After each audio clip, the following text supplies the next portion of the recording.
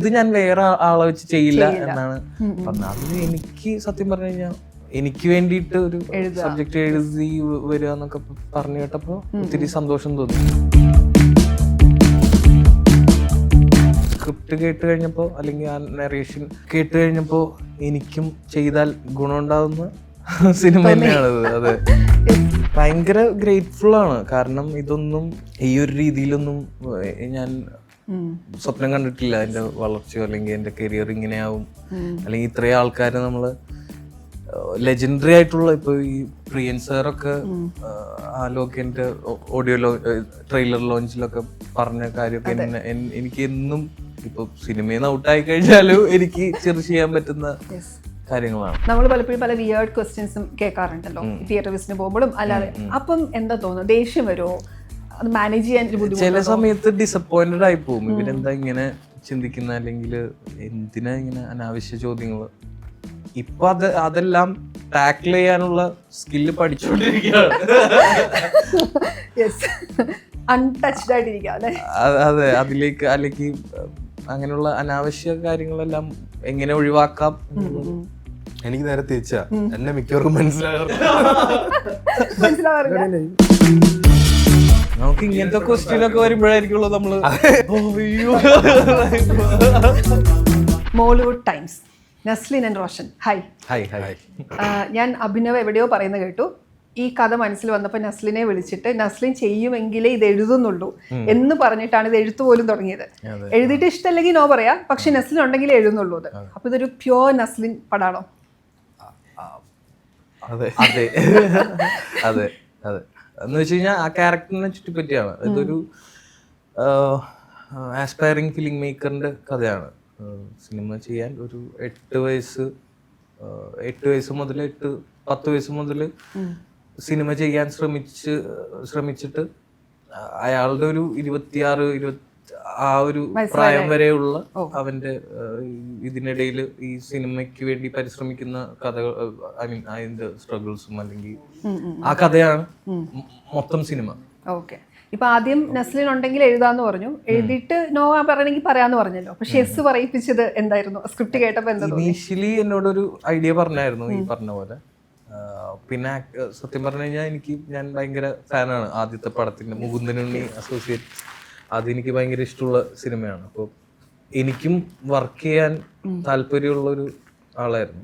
എനിക്ക് പക്ഷെ എന്നോട് എന്താ വേറെ യെസ് ഓർ നോ എഴുതി കഴിഞ്ഞ ഈ തോട്ട് കേട്ട് വർക്കാവുകയാണെങ്കിൽ എഴുതാം, എഴുതി കഴിഞ്ഞ് നിനക്കത് വർക്കായില്ല എന്നുണ്ടെങ്കിൽ ഓക്കെ, എന്താ നിനക്ക് പറയാം, യെസ് ഓർ നോ പറയാം.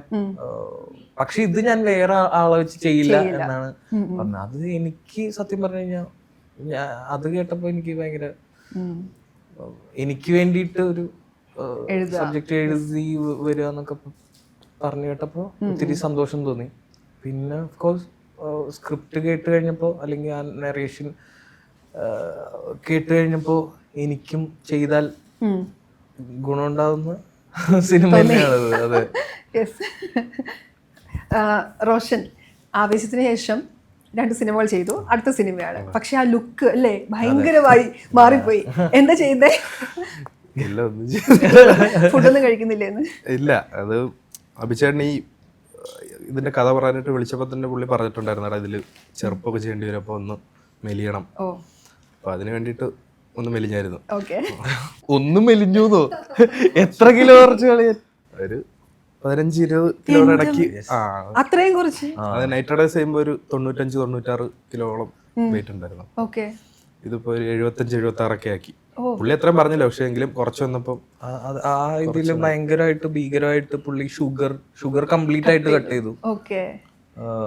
ഡയറ്റ് നോക്കുന്നുണ്ടായിരുന്നു. ഞാൻ ഇപ്പൊ നസ്ലിനാണേലും ജിംഖാനയ്ക്ക് വേണ്ടി ഭയങ്കരമായ അല്ലെ സാധനങ്ങളൊക്കെ ചെയ്യുന്നുണ്ടായിരുന്നു. അതിന്റെ ഒരു എക്സ്പീരിയൻസ് ഉള്ളത് കൊണ്ട് ഞാനും റോഷനും ഈ കുട്ടിക്കാലം പോർഷൻ ഷൂട്ട് ചെയ്തപ്പോ ഞങ്ങളെല്ലാം വേ ചെയ്തിട്ടാണ് ഫുഡ് കഴിച്ചിരുന്നത്. ഇപ്പൊ റൈസ്, വെജീസ് അല്ലെങ്കിൽ പ്രോട്ടീൻ, അതൊക്കെ കൃത്യമായിട്ട് കൺവിൻസിങ് ആയിരിക്കണമല്ലോ. ചിലപ്പോ 10ാം ക്ലാസ് എന്നൊക്കെ പറഞ്ഞതൊക്കെ പോലെ അടുത്ത ദിവസം ഷൂട്ട് വരുമ്പോൾ മുഖമൊക്കെ വീങ്ങിയിരുന്ന അപ്പോഴും അഭിചേട്ടൻ ചോദിക്കുകയും ചെയ്യും, മുഖം എന്തോ വീങ്ങിയിരിക്കുന്നുണ്ടല്ലോ, കഴിച്ചോന്നില്ല, ഷുഗർ കഴിച്ചു. അപ്പൊ അതുകൊണ്ട് അത് ഭയങ്കര കംപ്ലീറ്റ്ലി സ്ട്രിക്ട്ലി അല്ല അവോയ്ഡ് ചെയ്തിട്ട് ഓക്കെ. ഇപ്പോഴും അതിൽ തന്നെ നിൽക്കാണോ? ഇപ്പോഴും അതിൽ തന്നെ നോക്കിക്കൊണ്ടിരിക്കുകയാണ്. നസ്ലിനും ഇങ്ങനെ ഡയറ്റ് ഇപ്പൊ എനിക്ക് അങ്ങനെ ഇല്ല.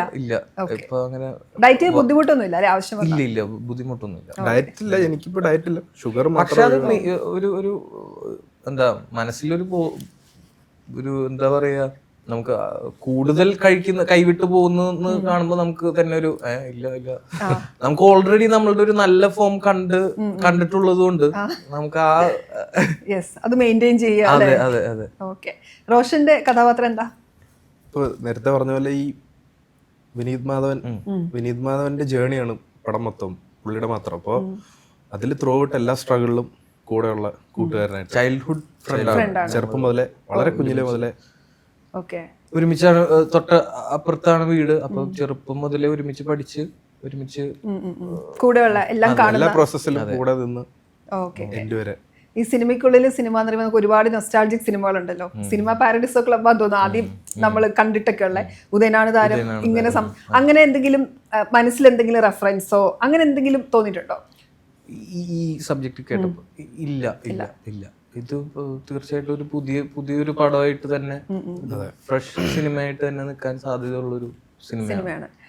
ഒരുപാട് ഇങ്ങനത്തെ ആളുകളെ പരിചയം ഉണ്ടായിരിക്കുമല്ലോ അല്ലെ? കാരണം സിനിമയിലേക്ക് വന്ന് ട്രൈ ചെയ്ത് എത്താത്തവരുണ്ട്, എത്തിയവരുണ്ട്, പരിചയമുള്ളവരും അല്ലെങ്കിൽ നമ്മൾ കൺമുമ്പിൽ കണ്ടിട്ടുള്ള ഒത്തിരി പേരും നമുക്ക് റിലേറ്റ് ചെയ്യാൻ പറ്റുന്ന ഒത്തിരി കാര്യങ്ങൾ സിനിമയുടെ എന്താ സ്ക്രിപ്റ്റ് കേട്ടപ്പോഴാണെങ്കിലും അതിന്റെ പ്രോസസ്സിൽ ഷൂട്ട് ചെയ്യുമ്പോൾ ഒരു സീൻ എടുക്കുമ്പോഴാണെങ്കിലും ഇയാളുടെ ഈ സിറ്റുവേഷൻ നമ്മൾ മുമ്പ് അറിയാലോ നമുക്ക് എന്നുള്ളത് ഫീൽ ചെയ്തിട്ടുണ്ട്.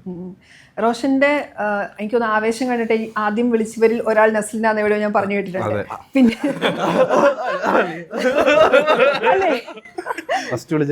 ആണല്ലേ? നിങ്ങളുടെ ഒരു അസോസിയേഷൻ വരുമ്പോ അതിന്റെ ഒരു രസം എന്തായിരുന്നു? എനിക്കും ഒത്തിരി ആഗ്രഹം ഉണ്ടായിരുന്നു ഇവരുടെ കൂടെ. അന്ന് നമ്മൾ പറഞ്ഞിട്ടുണ്ടായിരുന്നു അങ്ങോട്ടും ഇങ്ങോട്ടും എപ്പോഴെങ്കിലും ഒരു പ്രൊജക്ട് ഒക്കെ ഒരുമിച്ച് വർക്ക് ചെയ്യാൻ പറ്റട്ടെ. പക്ഷെ അതിനു മുമ്പും ഇതേപോലെ വേറൊരു പ്രൊജക്ട് ആയിരുന്നു സംഭവിക്കേണ്ടത്, പക്ഷെ അതൊന്നും പറ്റിയില്ല. ഇതിലേക്ക് ഒന്ന് ലാൻഡായി. ഈ അഭിനവ് ഒരു ഭയങ്കര ഫിലിം ബഫാണ് അല്ലെ? പുള്ളിക്ക് അറിയില്ലാത്ത സിനിമകൾ ഇല്ല എന്ന് തോന്നാറുണ്ട്. ആള് പറയാറുണ്ട് ഈ അഭിനയിപ്പിക്കുമ്പോൾ എഡിറ്റ് കഴിഞ്ഞ കട്ട് ചെയ്ത് കുറച്ചങ്ങ് വിടും അവരുടെ ഒരു പെർഫോമൻസ് കിട്ടാൻ വേണ്ടി, പെട്ടെന്നൊരു കട്ട് പറയില്ല എന്ന്. അങ്ങനെ ഈ ആക്ടിങ് പ്രോസസ്സിലേക്ക് വരുമ്പോൾ പുള്ളിയുടെ ഉള്ളൊരു എക്സ്പീരിയൻസ് എന്താ? ഞാൻ ഇതുവരെ വർക്ക് ചെയ്തിട്ടുള്ള ഡയറക്ടേഴ്സിൽ നിന്നും ഭയങ്കര എൻറ്റയർലി ഡിഫറെന്റ് ആയിട്ടുള്ള ഒരു മേക്കിംഗ് നറേറ്റീവ് സ്റ്റൈലും അല്ലെങ്കിൽ ഒരു സീൻ പ്രിപ്പയർ ചെയ്യുന്ന ഭയങ്കര എന്താണ്, നമ്മളോട് ചോദിക്കും ഇപ്പൊ എടാ ഇങ്ങനെയാണ് സീൻ, എന്താ തോന്നുന്നത്, പുള്ളി കയറി വരുന്നത് ഇടക്ക് നമ്മളുടെയും കൂടി ഒപ്പീനിയൻ എടുക്കും. അത് ആ ക്രിയേറ്റീവ് പ്രോസസ്സിന്റെ എന്തായാലും ഭാഗമാണ്. ഭയങ്കര ഇൻട്രസ്റ്റിംഗ് ആയിട്ട് എനിക്ക് തോന്നി.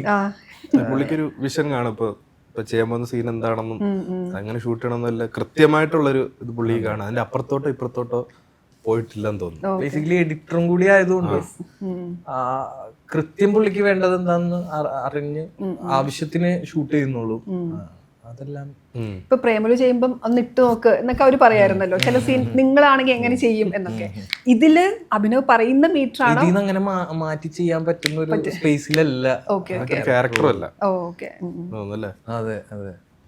കുട്ടിക്കാലത്തുനിന്നുള്ള അതെന്താന്ന് വെച്ച് കഴിഞ്ഞാൽ സ്ക്രിപ്റ്റിന്റെ ഒരു ഗുണം കൂടിയാണ്. ഇവര് അത്യാവശ്യം നല്ലപോലെ സമയമെടുത്താണ് ഇതിന്റെ സ്ക്രിപ്റ്റ് റൈറ്റിംഗ് കംപ്ലീറ്റ് ആക്കിയിരിക്കുന്നത്. അപ്പോൾ അതിൽ വെൽ റിട്ടൺ ആണ് ഓരോ ക്യാരക്ടേഴ്സും. ഈച്ച് ക്യാരക്ടേഴ്സിനും അതിന് കൃത്യമായിട്ടുള്ള ആർക്കുള്ള ക്യാരക്ടേഴ്സ് ആണ്.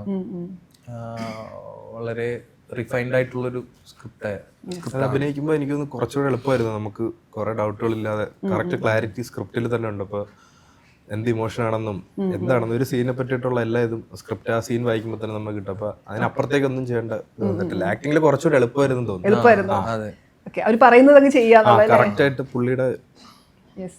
പിന്നെ എനിക്ക് തോന്നുന്നു ഇപ്പം മുകുന്ദനുണ്ണി കാണുമ്പം അതിലും സക്സസിലേക്കുള്ള ഒരു യാത്രയാണ്, പക്ഷെ ആ ക്യാരക്ടർ വേറൊരു ക്യാരക്ടറാണ്, ഡാർക്കാണ്, ഒരു ആന്റി ഹീറോ, ഒരു ഡാർക്ക് കോമഡി ജോണറിൽ വന്നതാണ്. ഇതിലേക്ക് വരുമ്പോൾ ഈ ക്യാരക്ടറിന്റെ ഷെയ്ഡ്സിനെ കുറിച്ച് പറയുകയാണെങ്കിൽ അധികം നമുക്ക് റിവീൽ ചെയ്യാൻ പറ്റില്ല, എന്നാൽ ഈ ക്യാരക്ടർ റിവീല് ഇത് വളരെ നോർമൽ ആയിട്ടുള്ള ഒരു ക്യാരക്ടറാണ്. ഓക്കെ. ആക്ച്വലി മറ്റേത് നമുക്കൊരു റോൾ മോഡൽ ആക്കാൻ പറ്റുന്ന ഒരു ക്യാരക്ടർ അല്ല. അങ്ങനെയൊക്കെ ആവാന്ന് പറഞ്ഞു കഴിഞ്ഞാൽ ഇത് നമുക്ക് ഒത്തിരി നമ്മള് പല മേഖലയിലും കണ്ടിട്ടുള്ള ആൾക്കാരായിരിക്കും. അവരുടെ ലക്ഷ്യത്തിന് വേണ്ടിയിട്ട് അത്രയും ഹാർഡ് വർക്ക് ചെയ്യുന്ന പാഷനേറ്റ് ആയിട്ടുള്ള ആൾക്കാരെ നമ്മൾ ഇതിനു മുമ്പ് പല സിനിമയിൽ തന്നെയല്ല പല മേഖലയിലും കണ്ടിട്ടുണ്ടാവുമായിരിക്കും. അതുപോലെ ഇതങ്ങനത്തെ ഒരു ഡാർക്ക് മനുഷ്യനല്ല. ഓക്കെ. ഇയാളുടെ ആസ്പിറേഷൻസും ആ ഒരു ജേർണി ആയിരിക്കും അല്ലെ, ഇത് നമ്മൾ അതിലൂടെ ആയിരിക്കും സഞ്ചരിക്കുക. ഇപ്പോ നസ്ലിൻ വന്നതിന് ശേഷം നമ്മൾ ഇന്റർവ്യൂ എടുക്കുന്ന പല ലെജൻസും എപ്പോഴെങ്കിലും നസ്ലിന്റെ പേര് മെൻഷൻ ചെയ്യാറുണ്ട്. അവര് ലുക്ക് ഫോർവേഡ് ചെയ്യാറുണ്ട്, അല്ലെങ്കിൽ നസ്ലിന്റെ സിനിമകൾ ഒക്കെ പറയാറുണ്ട്. അപ്പോൾ ഇപ്പോൾ എനിക്ക് തോന്നാറുണ്ട് ലോകയ്ക്ക് ശേഷം ഓൾറെഡി പ്രേമലുവിന് ശേഷം ഒരു പാൻ ഇന്ത്യൻ സ്റ്റാർ ആയിട്ടുണ്ട്, പക്ഷെ ലോകയും കൂടെ കഴിഞ്ഞപ്പം അത് ഭയങ്കരമായി എക്സ്പാൻഡ് ചെയ്യുകയും ചെയ്തിട്ടുണ്ടല്ലോ. ഇപ്പം ഒരു സ്ക്രിപ്റ്റ് തിരഞ്ഞെടുക്കുന്നതിലെ എന്തെങ്കിലും മാനദണ്ഡങ്ങളുണ്ടോ? ഇല്ല. ഇതിനൊക്കെ മുമ്പ് എങ്ങനെയാണോ ഉണ്ടായിരുന്നത് അതുപോലെ തന്നെ എപ്പോഴും എക്സൈറ്റിംഗ് ആയിട്ടുള്ളത് പുതിയത് എന്താ, അല്ലെങ്കിൽ നമുക്ക് ആ പ്രൊജക്ട് കേട്ട് കഴിയുമ്പോൾ കഥ കേട്ട് കഴിയുമ്പോൾ നമുക്ക് എക്സൈറ്റിംഗ് ആയിട്ടുള്ളത് എന്താണ്, അതില് നമ്മൾ എക്സൈറ്റ് ചെയ്യിപ്പിക്കുന്ന കാര്യങ്ങളുണ്ടോ എന്നുള്ളത് തന്നെയാണ് എപ്പോഴും നോക്കുന്നത്. പിന്നെ നമുക്കത് ആപ്റ്റ് ആണോ, കൺവിൻസിങ് ആയിരിക്കുമോ എന്നുള്ള ചെയ്തു കഴിഞ്ഞാൽ നമ്മൾ ഇതുവരെ കാണാത്ത അല്ലെങ്കിൽ പ്രേക്ഷകർക്ക് ഒരു പുതിയ എക്സ്പീരിയൻസ് കിട്ടുന്ന ഒരു ഇതായിരിക്കും. ഇതൊക്കെ തന്നെയാണ് ഇപ്പോഴും. അതെ, അതിനുശേഷം ഈ 2 സക്സസിന് ശേഷം അതിൽ മാറ്റമൊന്നുമില്ല. രണ്ടുപേർ വരട്ടെ, ഇടിച്ചിട്ടെ, അത്രയും ചിന്തകളൊന്നുമില്ല. ഇപ്പൊ ജിംഖാനയിലാണെങ്കിൽ അതിന്റെ ക്ലൈമാക്സിലേക്ക് വരുമ്പോൾ ഒരു ഹീറോ വിൻ അങ്ങനത്തെ ഒരു മൊമെന്റ് ഒന്നും അല്ലല്ലോ. പക്ഷെ അത് എനിക്ക് ഭയങ്കര കണക്ട് ആയി, കാരണം അത്രയും റിയലിസ്റ്റിക് ആയിരുന്നു. അപ്പൊ ചിലര് പറയാം യൂഷ്വൽ ഫോർമാറ്റിൽ നിന്ന് മാറി ചിന്തിച്ച ഒരു ഇത് കൂടിയാണ്. ഇപ്പം എന്നോട് ഇനീഷ്യലി കഥ പറയുമ്പോഴും എനിക്കറിയാം നായകൻ ഇടി കൊണ്ട് തന്നെയാണ് പോകുന്നത് ഉള്ളത്, പക്ഷെ ആ ഒരു റിയലൈസ് ചെയ്യുന്നുണ്ട് ക്യാരക്ടർ ഇതെല്ലാം. ഇതില് കുട്ടിക്കാലത്തുനിന്ന് വരുന്നൊരു ക്യാരക്ടറാണ്. ഇപ്പൊ നസ്ലിന്റെ സ്ലാങ് ഭയങ്കര ഫേമസ് ആണ്, കേൾക്കാൻ ഭയങ്കര രസമാണ്. പക്ഷെ കുട്ടിക്കാലം എല്ലാ സിനിമയ്ക്കും സൂട്ട് ആവില്ല, അങ്ങനെയല്ല. അല്ല, ചിലപ്പോ ഇപ്പൊ ഇടുക്കി എന്നൊക്കെ ഒരു കഥാപാത്രമാകുമ്പോ തോന്നാം. അപ്പൊ എങ്ങനെയാണ് അതാ ചോദിച്ചാ അതില് അത് പിടിച്ചത് എങ്ങനെയാണ്? അതെല്ലാം ഒരു അത് ഇതുവരെ എനിക്ക് തോന്നുന്നു, ഇപ്പൊ ഞാൻ നസ്ലിന്റെ പെർഫോമൻസ് അതിൽ കണ്ടിട്ടുള്ളതുകൊണ്ട് ഇതുവരെ ഒരു പടത്തിലും അങ്ങനത്തെ സാധനം പിടിച്ചിട്ടില്ല. അതൊരു വേറിട്ട് നിൽക്കുന്ന ഒരു സ്ലാങ് ആണെങ്കിലും എല്ലാം കുറച്ചൊരു എന്താ പറയണ്ട, നോർമൽ പരിപാടി അല്ല, ഇത് ഒരു കോമഡി ഡ്രാമയാണല്ലോ. അപ്പൊ അതിന്റെ മൂഡിൽ തന്നെയാണ് പോയേക്കുന്നത്. ഡയലോഗ് ഡെലിവറി ആണെങ്കിലും ഒക്കെ നിങ്ങൾ കാണുമ്പോൾ മനസ്സിലാവും, സിനിമ കാണുമ്പോൾ ഇതുവരെ ചെയ്തതിൽ നിന്നൊക്കെ ഒത്തിരി മാറ്റി ചെയ്യാൻ ശ്രമിച്ചിട്ടുണ്ട്. ഞാൻ ചോദിക്കാൻ അപ്പൊ ഈ ക്യാരക്ടർ ഇത് കിട്ടുമ്പോഴേ ക്യാരക്ടർ കിട്ടുമ്പോൾ നസ്ലിന്റെ മനസ്സിലൊരു ഈ പ്രിപ്പറേഷൻ ചെയ്തിട്ടാണോ പോവുക, ഈ കഥാപാത്രം എങ്ങനെ ഡിഫറെന്റ് ആക്കാം? എനിക്ക് കൂടുതൽ പ്രിപ്പയർ ചെയ്ത് കഴിഞ്ഞാൽ എന്റെ കയ്യിൽ നിന്ന് പോവാറേ ഉള്ളൂ പതിവ്. എക്സാമ്പിൾ തന്നെ മറ്റേ ഈ സ്റ്റേജിലൊക്കെ പോയിട്ട് മറ്റേ ഈ ലോകേന്റെ സ്റ്റേജിലും ആലപ്പുഴ അതൊക്കെ നമ്മള് പറയണം, എന്തെങ്കിലുമൊക്കെ പ്രിപ്പയർ ചെയ്ത് പോകുമ്പോഴാണ് കയ്യിൽ നിന്ന് പോവുക.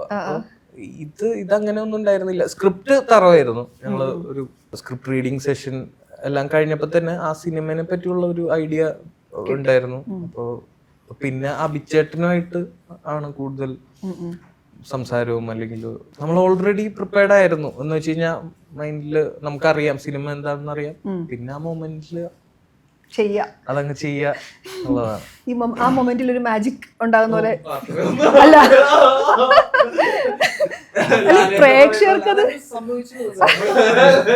പ്രേക്ഷകർക്ക് തോന്നാറുണ്ട്. എന്റെ അടുത്ത് ഈ ഇടയ്ക്ക് രാജീവ് മേനൻ സാർ ഉണ്ടല്ലോ, നമ്മുടെ പേട്രിയറ്റില് മന്ത്രിയായിട്ട് അഭിനയിച്ച് കണ്ടുകൊണ്ടിനൊക്കെ ചെയ്ത സാറ് പറയായിരുന്നു, ലോക കണ്ടിട്ട് നസ്ലിന് വേണ്ടി വീണ്ടും വീണ്ടും കണ്ടു. അതെ, അത്രയ്ക്ക് ഇഷ്ടപ്പെട്ടു എന്നാണ് പുള്ളി പറഞ്ഞത്. അങ്ങനെ ഒരുപാട് പേര് മെൻഷൻ ചെയ്തിട്ടുണ്ട്. അപ്പൊ ആ മാജിക് നമുക്ക് സ്ക്രീനിൽ തോന്നാറില്ലേ? അല്ലേ? ഞാൻ കണ്ടായിരുന്നത്. കൂടുതലൊന്നും പറയില്ല, എപ്പോഴും ഇങ്ങനെയാണെന്ന്. ഒന്നും പഠിച്ചില്ല ഇതുവരെ ഇപ്പൊ ലോകയിലല്ലോ മറ്റു സിനിമ എപ്പോഴാണ് തോന്നുന്നത്, മറ്റേ ബാലയ്യ ജയ് വിളിച്ചപ്പോഴേ നമ്മളത് ഇടയ്ക്കിടയ്ക്ക് പിന്നെയും കാണും. ഒരു സ്ട്രെസ് ബസ്റ്ററാ, ഭയങ്കര രസമാണ് കാണാൻ. അതെല്ലാം പറ്റിപ്പോയതാണ്. തെലുങ്ക് ഓഡിയൻസ് ഉണ്ടോ എന്നോട് അവര് പറയിപ്പിച്ചതാ, അത് അതല്ലേ ഓഡിയൻസ് പറയിപ്പിച്ചതാ. പക്ഷെ വന്നപ്പോ ഞാൻ മാത്രമേ ഉള്ളൂ. എനിക്ക് അതിന് ഫൺ തോന്നിയത് തെലുങ്ക് ഓഡിയൻസ് ഉണ്ടോന്ന് വെച്ചിട്ട് തമിഴില് പറയല്ലോ, അതായിരുന്നു അല്ല ഫൺ. റോഷൻ ഈ ആവേശത്തിൽ നിന്ന് 4ാമത്തെ ഈ സിനിമയിൽ വന്നിക്കുമ്പോഴേ ഒരു ആക്ടർ എന്ന രീതിയിൽ എന്ത് മാറ്റാം? ഓരോ സിനിമ കഴിയുമ്പോഴും കുറെ കാര്യങ്ങൾ പഠിക്കുന്നുണ്ട്. അപ്പോൾ ഒരുപാട് സിനിമകൾ ചെയ്യാത്തതുകൊണ്ടായിരിക്കും, വളരെ കുറച്ച് സിനിമ ചെയ്തുകൊണ്ട് എല്ലാ സിനിമകളിൽ നിന്നും ഓരോരോ കാര്യങ്ങൾ പഠിക്കുന്നുണ്ട്. ഇപ്പോൾ ഈ സിനിമയിലാണെങ്കിലും ഞാൻ ഇതുവരെ വർക്ക് ചെയ്തിട്ടുള്ള ഡയറക്ടർമാരിന്നും ഇപ്പം പറഞ്ഞ പോലെ വ്യത്യസ്തമായിട്ടുള്ളൊരു സ്റ്റൈലാണ് പുള്ളിയുടെ. പുള്ളിയുടെ അടുത്ത് നിന്ന് കുറെ കാര്യങ്ങൾ പഠിച്ചു. അപ്പോൾ കുറച്ചുകൂടി പ്രൊഫഷണൽ ആയെന്ന് തോന്നുന്നു. അതങ്ങനെയായിരുന്നു, സെറ്റില് മൊത്തത്തിൽ അങ്ങനെയായിരുന്നു. കുറെ കാര്യങ്ങൾ പഠിച്ചു, എല്ലാം പറയുന്നില്ല. ഈ ബത്ലഹേം കുടുംബ യൂണിറ്റില് ഉണ്ടല്ലോ അല്ലെ, നിങ്ങളുടെ ടീമാണല്ലോ, അത് എങ്ങനെയുണ്ട്? അതിലെ ക്യാരക്ടർ എന്താ? അതിന്റെ ക്യാരക്ടർ ഇതിൽ പറയണോ? നല്ല പരിപാടിയാണ്. ഇപ്പൊ പാക്കപ്പ് ആയി. ഓക്കെ, ടിക്കറ്റ് ആക്കിക്ക് വേണ്ടി വെയിറ്റ് ചെയ്യാണ്. അതെ, ഞാനും ഒത്തിരി ആയിട്ട് അതിന്റെ ഷൂട്ടും കാര്യങ്ങളൊക്കെ ആയിട്ട്. എനിക്ക് പക്ഷെ വളരെ കുറച്ച് ഡേറ്റ്സ് ഉണ്ടായിരുന്നുള്ളൂ. പക്ഷെ സിനിമ കുറെ ആയിട്ടുള്ള ജേണിയാണ് അത്. ഞാനും എക്സൈറ്റഡ് ആണ് അതിന്റെ ഔട്ട് കാണാനായിട്ട്. അതുപോലെ സൂര്യയുടെ സിനിമ, അതെ, അതിനെ കുറിച്ച് എന്തെങ്കിലും അപ്ഡേറ്റ്സ് ഉണ്ടോ? അതിപ്പോ ഷൂട്ട് നടന്നുകൊണ്ടിരിക്കുക, അതിന്റെ അപ്ഡേറ്റ്സ് അത്രേ ഉള്ളൂ. ഈ ലോകയുടെ ഒരു ജേർണി ഉണ്ടല്ലോ, ഇപ്പൊ ലോകയുമായി ബന്ധപ്പെട്ട് എത്രയോ അല്ലെ ആക്സെപ്റ്റൻസ് ആണ്, എവിടെ നിന്നൊക്കെയാണ് ആ രീതിയിൽ കിട്ടിയിട്ടുണ്ട്. അതിൽ നിന്ന് എടുക്കുന്ന ഒരു മൊമെന്റോ എന്തായിരിക്കും? ഭയങ്കര ഗ്രേറ്റ്ഫുൾ ആണ്. കാരണം ഇതൊന്നും ഈ ഒരു രീതിയിലൊന്നും ഞാൻ സ്വപ്നം കണ്ടിട്ടില്ല. അതിന്റെ വളർച്ചയോ അല്ലെങ്കിൽ എന്റെ കരിയർ ഇങ്ങനെയാവും, അല്ലെങ്കിൽ ഇത്രയും ആൾക്കാര് നമ്മള് ലെജൻഡറി ആയിട്ടുള്ള, ഇപ്പൊ ഈ പ്രിയൻ സാറൊക്കെ ലോകന്റെ ഓഡിയോ ട്രെയിലർ ലോഞ്ചിലൊക്കെ പറഞ്ഞ കാര്യമൊക്കെ എനിക്ക് എന്നും ഇപ്പൊ സിനിമയിൽ നിന്ന് ഔട്ടായി കഴിഞ്ഞാലും എനിക്ക് ചെറിയ ചെയ്യാൻ പറ്റുന്ന കാര്യങ്ങളാണ്. അപ്പൊ ഒത്തിരി ഹാപ്പിയാണ്. ഈ പെർഫോമൻസുകളിലേക്ക് വരുമ്പം ഇങ്ങനെ ചിലർ പറയാറുണ്ട്, ചില ആളുകളുടെ പെർഫോമൻസ് കണ്ട് മനസ്സിലാക്കും അവരെങ്ങനെ ആ മൊമെന്റ് ചെയ്തു, സിനിമ കാണുമ്പോൾ പോസ്റ്റ് ചെയ്തിട്ട് അതെങ്ങനെയായിരിക്കും എന്നൊക്കെ. ആ രീതിയിൽ ഒരു ആക്ടറായിട്ടുള്ള ഒരു പ്രിപ്പറേഷൻ ഉണ്ടല്ലോ, ഇപ്പൊ ഒരു സിനിമയ്ക്ക് വേണ്ടി എന്നുള്ളതല്ല, ആക്ടറായി നിൽക്കുക എന്നുള്ളതിന്റെ ഒരു മുന്നൊരുക്കങ്ങൾ അങ്ങനെ എന്തെങ്കിലും ചെയ്യാറുണ്ടോ? ഇപ്പൊ സിനിമയ്ക്ക് ആവശ്യമുള്ള ഇപ്പൊ ഈ ജിംഖാന പോലത്തെ ഒരു സിനിമയ്ക്ക് അല്ലെങ്കിൽ സ്പോർട്സ് റിലേറ്റഡ് അല്ലെങ്കിൽ സ്പോർട്സ് ആ ക്യാരക്ടർ ഡിമാൻഡ് ചെയ്യുന്നുണ്ടല്ലോ. അതിന്റെ ബോഡി ആണെങ്കിലും ക്യാരക്ടർ ഡിമാൻഡ് ചെയ്യുന്നതിനനുസരിച്ച് നമുക്ക് പരമാവധി എത്രത്തോളം അതിന് ഹാർഡ് വർക്ക് ചെയ്യാൻ പറ്റും അല്ലെങ്കിൽ ഔട്ട് കൊടുക്കാൻ പറ്റും എന്നുള്ള രീതിയിൽ അങ്ങനത്തെ പ്രിപ്പറേഷനേ ഉള്ളൂ. അല്ലാതെ ഈ അഭിനയത്തിന്റെ കാര്യത്തില് അങ്ങനെ പ്രിപ്പയർ ചെയ്ത് കഴിഞ്ഞാൽ എനിക്ക് അങ്ങനെ ശരിയാവാറില്ല ഒട്ടും. മൊമെന്റിൽ അതെ. പിന്നെ ആ അറ്റ്മോസ്ഫിയറിൽ വരുമ്പോ നമ്മള് തന്നെ ഇതേപോലെ അല്ലല്ലോ, ആ ഒരു സീൻ ചെയ്യുമ്പോ മൊത്തം ആ അറ്റ്മോസ്ഫിയറിലാണല്ലോ നമ്മൾ ഓട്ടോമാറ്റിക്കലി അതങ്ങനെ. വിനീത് മാധവൻ സിനിമ മോഹിച്ച് നടക്കുന്ന ഒരു ഡയറക്ടറായി നടക്കുന്ന ആളാണ്. വിനീത് മാധവന് നസ്ലിൻ എന്ന ആക്ടർ ഒരു 3 സിനിമ മസ്റ്റായും കാണണം എന്ന് പറഞ്ഞു കൊടുത്താൽ അത് ഏത് സിനിമയായിരിക്കും? വിനീത് മാധവൻ പറഞ്ഞത്, വിനീത് മാധവനോട് നസ്ലിൻ പറഞ്ഞു കൊടുത്താൽ.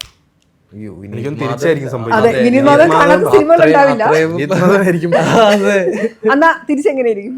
Cinema Paradiso, പണിച്ചിത്രത്താഴ്.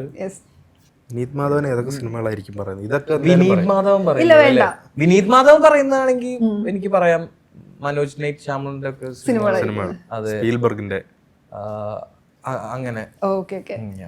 റോഷനോ? റോഷൻ ലൈഫിൽ ഫേവറേറ്റ് ഒരു 3 സിനിമ പിക്ക് ചെയ്യാൻ പറഞ്ഞതായിരിക്കും? അങ്ങനെ പറഞ്ഞ ഒരുപാടുണ്ട്, ഏതെങ്കിലും ഒരെണ്ണം പറയാം. നമുക്ക് ഇങ്ങനത്തെ ക്വസ്റ്റ്യൻ ഒക്കെ വരുമ്പോഴായിരിക്കുള്ളൂ നമ്മള് ഒരു സിനിമ പറയുകയാണെങ്കിൽ പീനട്ട് ബട്ടർ ഫാൽക്കൺ എന്ന് പറഞ്ഞിട്ടൊരു പടമുണ്ട്. അടിപൊളി പടം, ഭയങ്കര ഇഷ്ടമുള്ള പടം. ഡയറക്ടർ ആരാണെന്ന് എനിക്കറിയത്തില്ല. മനോജ് നൈറ്റ് ശ്യാമളൻ എന്ന് പറഞ്ഞപ്പോഴാ അഭിനവിന്റെ എനിക്ക് തോന്നുന്നു പറഞ്ഞു കേട്ടിട്ടുണ്ട് മനോജ് നൈറ്റ് ശ്യാമളൻ ഫാൻ ആയിരുന്നു എന്ന്. അപ്പം ഇതില് എന്തെങ്കിലും ഒരു ഓട്ടോബയോഗ്രഫിക്കൽ എലമെന്റ് ഉണ്ടോ ഈ കഥാപാത്രത്തിന്? തീർച്ചയായിട്ടും പുള്ളിക്ക് ലൈഫിൽ നടന്ന പല ഇൻസിഡന്റും അല്ലെങ്കിൽ അതിൽ നിന്നൊക്കെ ബേസ് ചെയ്തിട്ട് ഉണ്ടാവുമായിരിക്കും. പക്ഷേ ഇത് ഓട്ടോബയോഗ്രഫി അങ്ങനെ അങ്ങനെ അങ്ങനെ കാണാൻ പറ്റില്ല. ചെറിയ സാമ്യങ്ങൾ ചെറിയ ചെറിയ സാമ്യതകളും പിന്നെ പുള്ളി അനുഭവിച്ച കാര്യങ്ങളും ചിലപ്പോ വന്നു പോയിട്ടുണ്ടാവും. പുള്ളിയും കോറേറ്റർ ആണ് ഇതിന്റെ. അതിനൊന്ന് ബ്ലോക്ക് ചെയ്യാൻ വേണ്ടിയിട്ടായിരിക്കും, അല്ലെങ്കിൽ രാമചേട്ടനും അവരും കൂടിയുള്ള പുള്ളി അത് മുന്നേ തന്നെ. ഈ നിങ്ങളുടെ പ്രേമലു മേറ്റ്സ്, ബാച്ച് മേറ്റ്സ് എന്നൊക്കെ പറയുന്ന പോലെ, അതുപോലെ ലോക മേറ്റ്സ്, ഇവർക്കായിട്ടുള്ള കമ്പനി ഇപ്പോഴുണ്ടോ? തീർച്ചയായിട്ടും. ഞാൻ ഇടയ്ക്കിടയ്ക്ക് പോകുന്നതാണ്. ചന്തുവിന്റെ വീടാണ് ഞങ്ങളുടെ ചില്ലിങ് സ്പോട്ട്. ചിരിക്കണമെങ്കിൽ അങ്ങോട്ട് ചെന്നാൽ മതിയോ? എല്ലാവരും ഉണ്ടാവാറുണ്ട് അവിടെ. ഡൊമിനിക്കേട്ടൻ, നിമിഷ്, ചമൻ, ബി, ശാന്തി ബി, എല്ലാവരും ഉണ്ടാവാറുണ്ട്. കല്യാണി വരാറുണ്ട്. എപ്പോഴും പോവാറുണ്ട്. മമിതയും അനശ്വരയൊക്കെ തമിഴിലിതാ സിനിമകൾ ഇങ്ങനെ ഇറങ്ങിക്കൊണ്ടിരിക്കുന്നു അല്ലെ. മമത വലിയ ഹിറ്റായി പോകുന്നു, വിജയുടെ സിനിമ ഇറങ്ങാൻ പോകുന്നു, സൂര്യയുടെ വരുന്നു. നിങ്ങളും കോൺവെർസേഷൻ ഉണ്ടാവാറുണ്ടോ സിനിമ കണ്ടിട്ട്? തീർച്ചയായിട്ടും. അവരിപ്പോ ഷൂട്ട് നടന്നുകൊണ്ടിരിക്കുക സംഗീത് മമിത സിനിമ പടം. അതും ആഷിഖ് ഉസ്മാൻ തന്നെയാണ്, ആഷിഖ് തന്നെയാണ് പ്രൊഡ്യൂസ് ചെയ്യുന്നത്. ഇവിടെ കൊച്ചിയിൽ ഷൂട്ട് നടന്നുകൊണ്ടിരിക്കുക.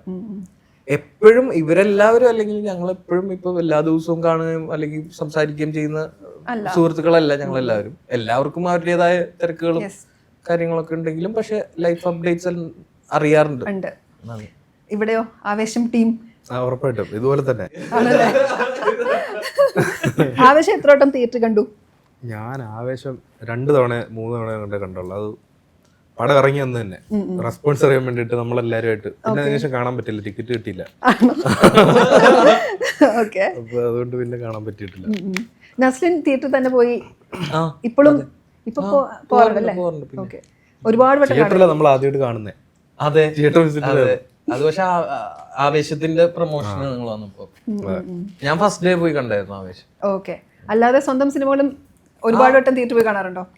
ഒരുപാട് വട്ടം ഇല്ല. എനിക്ക് ആക്ച്വലി ഒരു വട്ടം തന്നെ കാണാനിരിക്കും. വീട്ടിലെ പാരന്റ്സ് ഒക്കെ സിനിമ കണ്ടിട്ട് എന്താ പറയാ? അവരുടെ ഭാഗത്തുനിന്ന് ജെന്യുവിൻ റെസ്പോൺസ് കിട്ടും. അല്ലെങ്കിൽ ഇന്ന സിനിമയില് നല്ല അത് വലിയ കൊള്ളില്ലായിരുന്നു, അത് ജെന്യുവിൻ ആയിട്ട് തന്നെ ഉമ്മക്ക് കൃത്യമായിട്ട് പറയും. ഉമ്മ കൊള്ളില്ലെന്ന് പറഞ്ഞ സിനിമ എന്ന് പറയാവോ? അയ്യോ, എന്നുവെച്ചാ സിനിമ കൊള്ളില്ലാന്നല്ല, അഭിനയോ അല്ലെങ്കിൽ അങ്ങനെ എന്തെങ്കിലുമൊക്കെ അങ്ങനെയൊക്കെ ഉള്ളു. ഈ സ്റ്റാർ ആയതിനു ശേഷേ രണ്ടുപേർക്കും ഇപ്പൊ സിനിമയിൽ അഭിനയിച്ചു, റോഷനെയും തിരിച്ചറിഞ്ഞു, അങ്ങനെ ഇപ്പൊ ആവേശം തന്നൊരു ഹൈപ്പ് ഭയങ്കരമാണ്. നസ്ലിനെ സംബന്ധിച്ച് ഈ പറഞ്ഞ പോലെ ഇത്രയും ഒരു സ്റ്റാർഡപ്പിൽ ഇപ്പൊ നിൽക്കുമ്പം ഈ എന്തെങ്കിലും മിസ് ചെയ്യുന്നുണ്ടോ? പ്രൈവസി ചില സമയത്ത് മിസ് ചെയ്യുന്ന ഒരു കാര്യമാണ്, അത് റിയൽ ആണ്. പക്ഷെ അത് ആരെയും കംപ്ലൈന്റ് ചെയ്തിട്ടും കാര്യമില്ല. പാർട്ട് ഓഫ് ദ ജോബ് എന്നുള്ള രീതിയിൽ അത് മാത്രമേ ഉള്ളൂ. അല്ലാതെ നമ്മൾ പലപ്പോഴും പല വിയേർഡ് ക്വസ്റ്റ്യൻസും കേൾക്കാറുണ്ടല്ലോ തിയേറ്റർ വിസിന് പോകുമ്പോഴും അല്ലാതെ. അപ്പം എന്താ തോന്നുന്നത്, ദേഷ്യം വരുമോ? അത് മാനേജ് ചെയ്യാൻ ചില സമയത്ത് ഡിസപ്പോയിന്റഡ് ആയി പോകും. ഇവരെന്താ ഇങ്ങനെ ചിന്തിക്കുന്ന, അല്ലെങ്കിൽ എന്തിനാ ഇങ്ങനെ അനാവശ്യ ചോദ്യങ്ങൾ. ഇപ്പൊ അതെല്ലാം ടാക്കിൾ ചെയ്യാനുള്ള സ്കില്ല് പഠിച്ചുകൊണ്ടിരിക്കുകയാണ്. അൺടച്ച്ഡ് ആയിട്ടിരിക്കുക അല്ലെ? അതെ, അതിലേക്ക് അല്ലെങ്കിൽ അങ്ങനെയുള്ള അനാവശ്യ കാര്യങ്ങളെല്ലാം എങ്ങനെ ഒഴിവാക്കാം. എനിക്ക് നേരെ തിരിച്ചാ, എന്നെ മിക്കവർക്കും മനസ്സിലാകാറില്ല. എവിടെയോ ഞാൻ പറയണം. അതെ അതെ അതെ, അത് തുടങ്ങിയിട്ടല്ലേ ഉള്ളൂ. പിന്നെ മാത്രമല്ല ലുക്കിന് ഇത്ര മാറ്റം വന്നില്ല, ആൾക്കാർക്ക് പെട്ടെന്ന് ഡൗട്ട് അടിക്കും. ഇനി അത് ആവേശത്തിന്റെ തിയേറ്റർ വിസിറ്റിന് എപ്പോഴും ചിലർക്ക് തന്നെ മനസ്സിലായില്ല. ശാന്തരിൽ നിന്ന് കുറെ ആ സമയത്തും കുറച്ച് മെലിഞ്ഞ, അതുകൊണ്ടായിരിക്കണം. വിശ്വസനീയമല്ല ചിലരുടെ ഡൗട്ടൊക്കെ ഇങ്ങനെ. നിങ്ങളാണോ ചെയ്തപ്പോ ഞാൻ തന്നെ. ഓക്കെ. ഇനി വേറെ ഏതാ ഇറങ്ങാനുള്ളത്? മിനിറ്റ് കഴിഞ്ഞു, അത് മാത്രമേ മുളു ടൈംസും. അപ്പോ സിനിമ വമ്പൻ ഹിറ്റ് ആവട്ടെ. സിനിമ കാണാൻ വേണ്ടി കാത്തിരിക്കുകയാണ്. 2 റീസൺ ഉണ്ട്. ഒന്ന് നസ്ലിൻ സിനിമ സ്വാഭാവികമായിട്ട്, പിന്നൊന്ന് അഭിനവ് സുന്ദർ നായക്, കാരണം മുകുന്ദൻ ഉണ്ണിയുടെ ഭയങ്കര ഫാനാണ് ഞാൻ. അതുകൊണ്ട് സിനിമ വലിയ ഹിറ്റ് ആവട്ടെ. All the best. Thank you. കാണാം.